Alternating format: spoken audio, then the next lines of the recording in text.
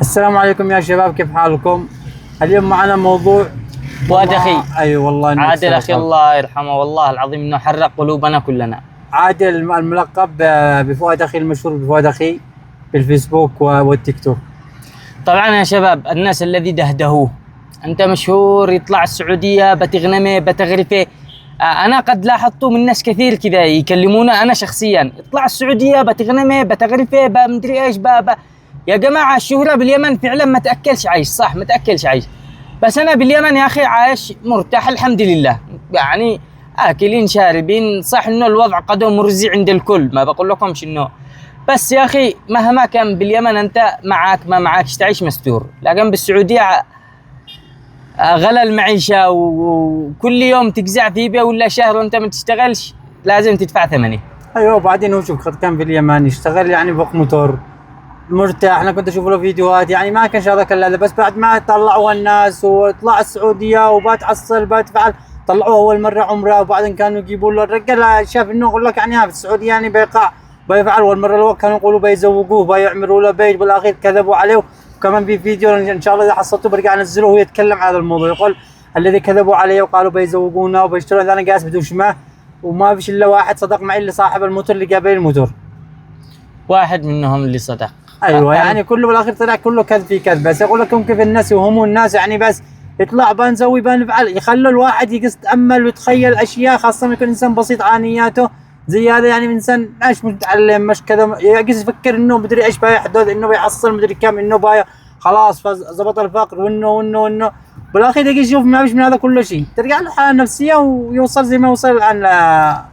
طبعا شعبنا شعب اليمن شعب ترندات، والله شعب ترندات والله.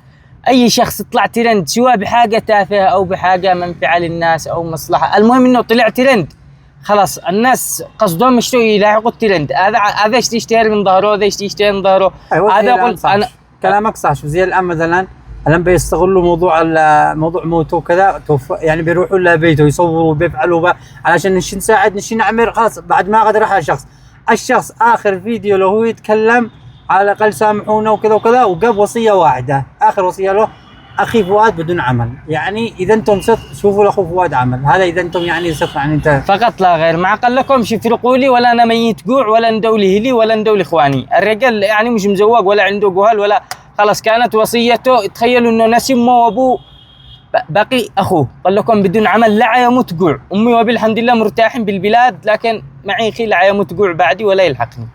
وانتم اتقوا الله يا شعب اليمن، اتقوا الله، ما لكم من الترندات، والله العظيم ما ينفعكم لا اللايك ولا ينفعكم التعليق ولا ينفعكم شيء.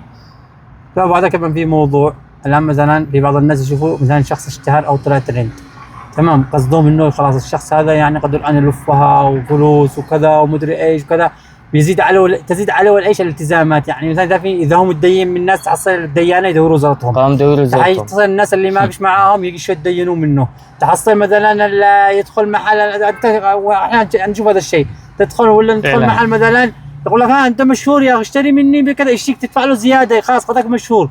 يعني يقول لك زي ما متحصل واحد مسؤول، يعني انت مسؤول في الدوله يا اخي، المفروض تدفع امنا، المفروض تشتري مني، ما هو داري انه الشخص هذا يلا يمكن عاده يمكن حالتك احسن منه، والله ما معه الا الشهره بس والبقبقه.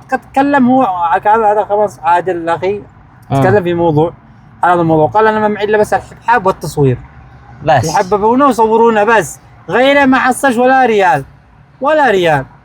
عادل اخي يا فؤاد اخي، ما حد ينفعك، تصدقش والله ما حد ينفعك. قد كان جالس له هنا باليمن، شوفوا هذه مش شماتة، اللهم لا شماتة، بس هذه تكون عبرة للبقية بالنسبة للمشاهير، بالنسبة للي يقصوا يطبلوا المشاهير، اطلع باتغرفه باتلفه بنعمل لك بنترك لك، لا تصدقوش والله ما حد يصدق معك الا من رحم ربي، بالذات المغتربين يا اخي، كل واحد يلا بحمله يقوم.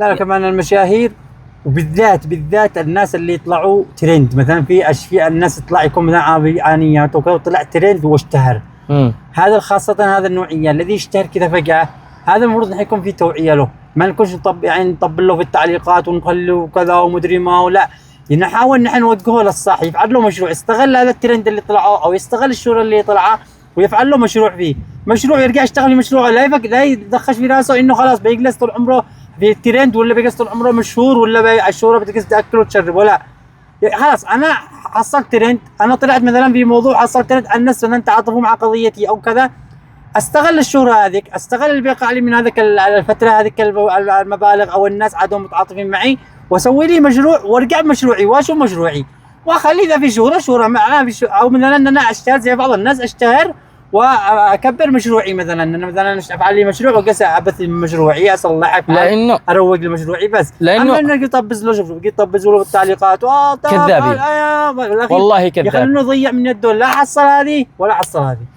والله كذاب. لانه شوف المشروع دائم، اما الترند الذي صنعته انت او صنعوا لك هو الناس مش دائم، الترند فتره وانتهي، فاذا ما استغليته سواء ما تربح. كم يا قضايا وكم يا ترندات اجت وراحت، اجت وراحت، اجت وراحت، كل ترند يغطي اخوه. تكلمنا مره اولى احنا وانت على موضوع الحبوشه ولا اللي متقطعوا اليمني في الحدود والكذا، كم كنا نتكلم هذيك المره ومدري ما، والناس كانوا متفاعلين مع الموضوع شويه، هذا الترند حصل ترند ثاني وهذا الترند خلاص، والان والموضوع مستمر على ما هو، هذا الحبوش قاسين في الحدود وتقطعوا اليابانيين وكأن ما حدث شيء ولا من حرك ساكن ولا شيء، بس قال لكم كله ترندات، ترند ولا ترند، ترند ولا ترند بس. المهم نسأل الله الرحمة والمغفرة لأخونا عادل أو أخونا فؤاد أو مدري اسمه.